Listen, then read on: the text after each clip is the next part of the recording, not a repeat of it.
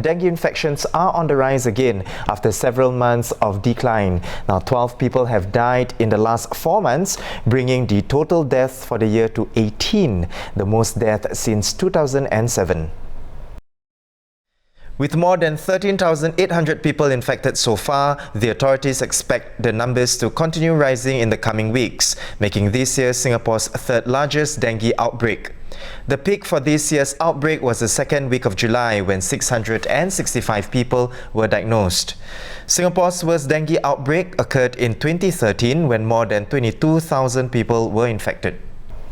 We have senior health correspondent Salma Khalik in the studio now to tell us more. Welcome, Salma. Hello. Now, Salma, this year's dengue outbreak does sound very worrying.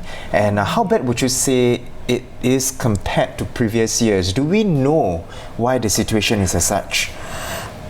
Actually, I don't think anybody really knows. Usually, dengue comes in cycles, right? And then you do know there are 4 dengue serotypes. So when it changes, the dominant strain changes from 1 to 2 or 2 to 1, that's when you usually get a peak.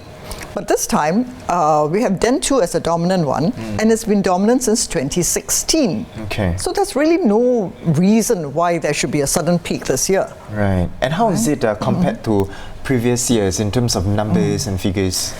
Okay, in terms of actual number of people who got infected, it's not as bad as 2013 and 14. However, in terms of the number of serious, the dengue hemorrhagic fever, that's a more serious form of dengue, we're getting a lot more.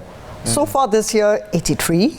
Okay. And I think the highest ever was 90-something. Right. So this is very high. Okay. And the number of deaths is also scary because it's 18 so far, and 4 were in the 12 were in the last 4 months, right? So I hope that doesn't signify that the thing is getting more serious or that the strain is getting worse or anything like that. Yeah, and of course, the National Environment Agency and EA says on its website that its gravity traps at HDB estates are showing an increase in the adult Aedes aegypti mosquito population. Now, it's had 50,000 of these traps for gravid mosquitoes at public housing estates since 2017. Now, Salma, if you could tell us, have these traps helped in curbing the population? Well, I guess it must have, because they do catch them. But another important thing about these traps is it tells the NEA where there is a higher, larger number of mosquitoes. So then they would go down there and try to kill them. So in a sense, it's a signal of because otherwise mosquitoes are found island-wide. Yeah. Okay. And Salma, could you remind us again who are at risk of dengue infection, and of course, what are the signs to look out for, and how does one keep safe? Okay, dengue affects anybody, right? People who have had dengue before are more likely to get it worse, so they have to be careful. I suppose if you're older or if you have illnesses, you also need to be careful. Frankly, the best thing is to stop being bitten, to kill the mosquitoes.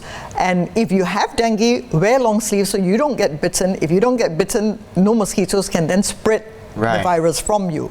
So if you have dengue yourself, you have a responsibility not to get bitten as well. Now, thank you, Salma, for the updates, and for more dengue-related stories, you can visit our website at straitstimes.com.